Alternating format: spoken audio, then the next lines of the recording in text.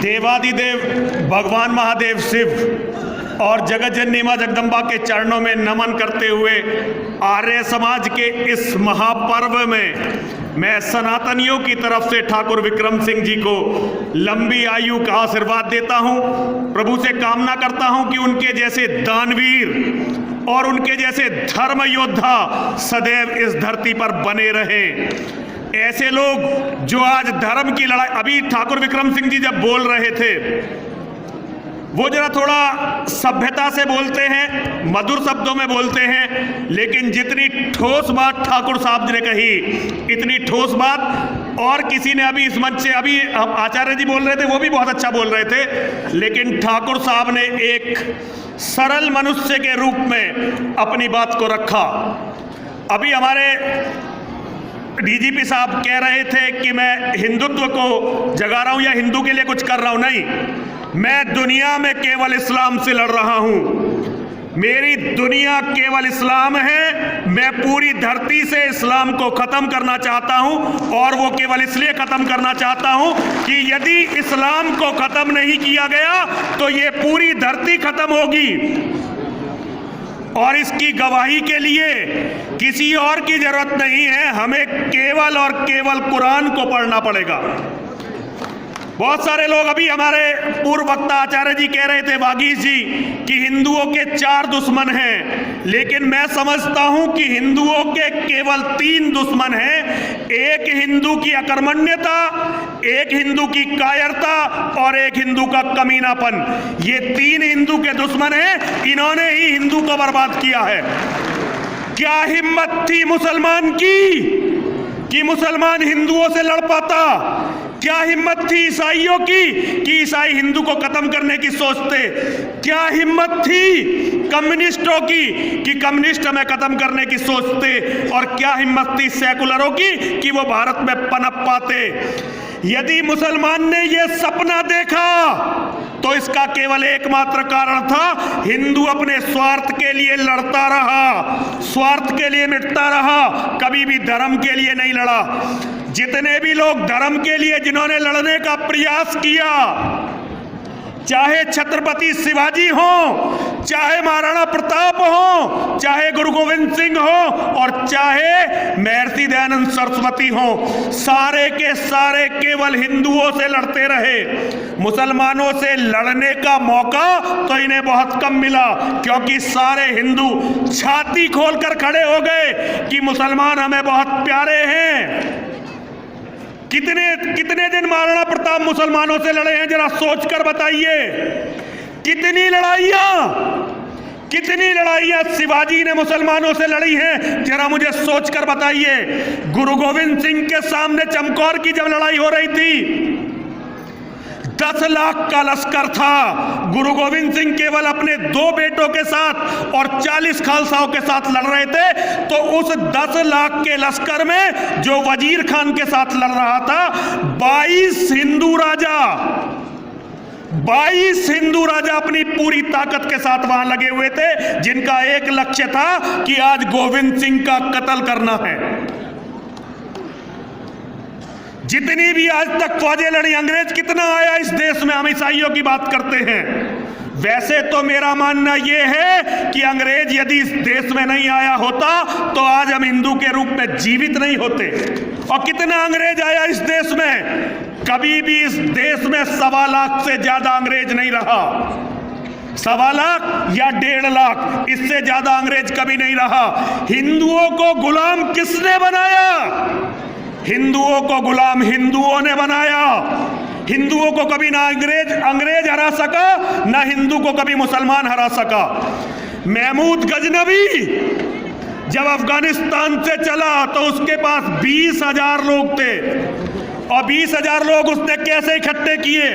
उसने अफगानिस्तान में डुगडुगी पिटवाई। सारे राजा नहीं था कोई महमूद गजनवी। भारत पर राज करने से पहले इस्लाम का कोई राजा नहीं था। जिसे ये खलीफा कहते हैं, वो खलीफा केवल लुटेरों का सरदार हुआ करता था।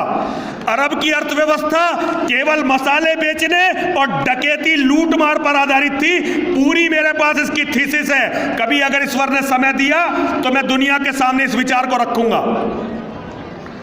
जैसे नेवी, एडमिरल कौन होता है, नेवी कौन होती है? यूरोप के समुद्री लुटेरों की फौज, वो नेवी बनी। अफगानिस्तान के लुटेरे इकट्ठे होते थे, उन्हें संदेश दिया जाता था कि हमें भारत पर आक्रमण करना है, जहां सोना गलियों में बिखरा पड़ा है, जहां की औरतें परियों से भी ज्यादा खूबसूरत हैं और जहां नामर्द रहते हैं जो उनकी हिफाजत नहीं कर सकते। महमूद गजनबी गारंटी देता था अपने सरदारों को कि तुम मेरे साथ भारत चलो, भारत में बहुत बड़ा वर्ग है जो तुम्हारे स्वागत के लिए खड़ा हुआ है। मुसलमानों की फौजें, लुटेरों की भूखी नंगी फौजें, उनके पास केवल तलवार हुआ करती थी और घोड़े हुआ करते थे।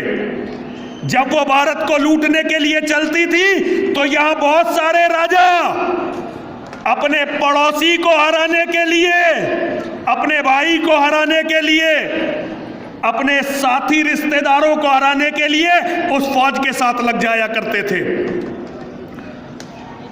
आज भी हम उसी मनोवृत्ति से लड़ रहे हैं। आज भी जो शासन है, आज भी शासन ना ईसाइयत से लड़ रहा है, ना इस्लाम से लड़ रहा है, ना कम्युनिज्म से लड़ रहा है। जहां भी कहीं अत्याचार हो रहा होगा तो केवल और केवल हिंदू संगठनों पर हो रहा होगा। जब तक हिंदू अपने धर्म को नहीं समझेगा, जब तक हिंदू अपने धर्म को नहीं मानेगा। अच्छा, हिंदुओं की बात तो छोड़ो, मैं आर्य समाजियों से पूछना चाहता हूं, यहां सनातनियों में तो केवल मैं ही हूं। सनातन धर्म का मानने वाला ये कह सकता है कि उसे तो पता ही नहीं है कि धर्म क्या है, क्योंकि सनातन धर्म के मंदिरों में, अभी बात चल रही थी कि मंदिरों का ट्रस्ट इस सरकारों के पास है। अरे ये बताओ, जो ट्रस्ट सरकारों के पास नहीं है उन्होंने क्या कर लिया, उन्होंने क्या करके दिखा दिया? सनातनियों को कभी चाणक्य के बाद, जगत गुरु शंकराचार्य के बाद कोई बताने वाला आया ही नहीं कि तुम्हारा धर्म क्या है। उन्होंने तो केवल मंदिर में घंटी बजाकर लोगों का मूर्ख बनाकर केवल पूजा पाठ आडंबर के माध्यम से धनोपार्जन को ही धर्म समझा है। लेकिन महर्षि दयानंद सरस्वती को आए हुए अभी कितना समय हुआ है? कुछ भी समय नहीं हुआ। और महर्षि दयानंद सरस्वती के बाद स्वामी श्रद्धानंद जी जैसे महात्मा का भी मार्गदर्शन आर्य समाज को मिला। लेकिन आज आर्य समाज की क्या दुर्दशा है? जो हिंदू समाज के अवगुण थे उनमें से ऐसा कौन सा अवगुण है जिससे आज आर्य समाज बचा हुआ है? संस्थाओं पर कब्जा करना, एक दूसरे को चोर बताना, मंचों पर इस्लाम और ईसाइयत के खिलाफ कुछ न बोलना, जमीन पर कोई आंदोलन खड़ा न करना, केवल चुटकुले छोड़ना। मैं क्षमा चाहता हूं, यह मंच ऐसा नहीं है, लेकिन आज आर्य समाज के नाम पर भी वही हो रहा है जो पाखंडी सनातन के नाम पर कर रहे थे। जिस पाखंड से लड़ने के लिए महर्षि दयानंद सरस्वती खड़े हुए, मैं देवी मंदिर का महंत हूं, लेकिन मैं छाती ठोक कर कहता हूं कि मेरी धर्म की लड़ाई की सबसे बड़ी प्रेरणा यदि कोई है तो वह सत्यार्थ प्रकाश है। मैंने सत्यार्थ प्रकाश को पढ़कर धर्म के लिए लड़ना सीखा। सत्यार्थ प्रकाश कहता है, एक बेटे के होने से तो बेटे का ना होना अच्छा है। कितने आर्य समाजी हैं आज जिनके 2 बेटे हैं? मैं सबकी बात नहीं कर रहा, लेकिन जनरली जिस बीमारी से आज से आर्य समाज के जन्म से पहले जिस बीमारी से सनातन धर्म ग्रस्त था, आज आर्य समाज भी उस बीमारी से ग्रस्त या तो हो चुका है या होने जा रहा है। जो समाज आत्मचिंतन नहीं करता और जो समाज प्रगति की तरफ नहीं चलता, वो समाज नष्ट हो जाता है। इस्लाम नष्ट होगा जरूर,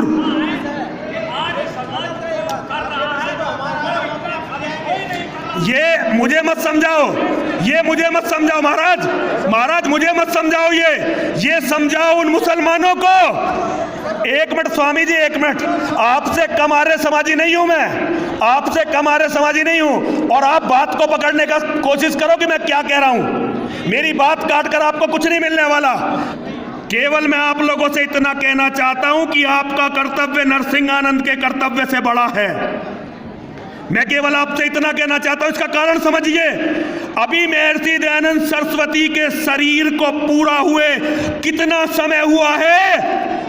महर्षि दयानंद सरस्वती ने सत्यार्थ प्रकाश लिखा, 13वां समुल्लास ईसाइयत पर लिखा, 14वां समुल्लास इस्लाम पर लिखा। क्यों? क्योंकि उनका कारण था, वो चाहते थे कि हिंदू धर्म में आप सारी विसंगतियों को दूर करो और उसके बाद धरती से ईसाइयत को और इस्लाम को खत्म करो। कितने आर्य समाजियों को आज ये याद है कि हमारा लक्ष्य इस्लाम को खत्म करना, दुनिया को आर्य बनाना है।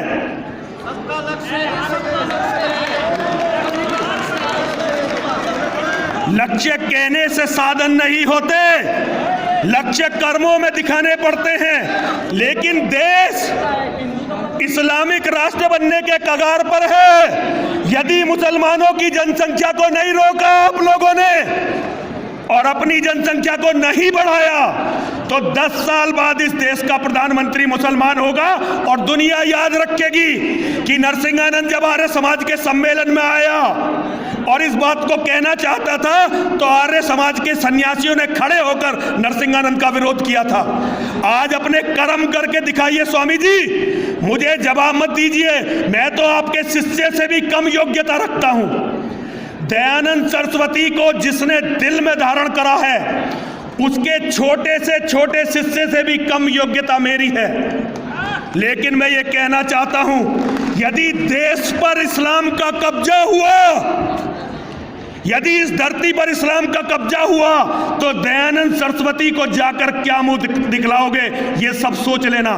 सबको प्रणाम करता हूं, गलत कहा नहीं मैंने कुछ, लेकिन अगर बुरा लगा तो क्षमा भी चाहता हूं।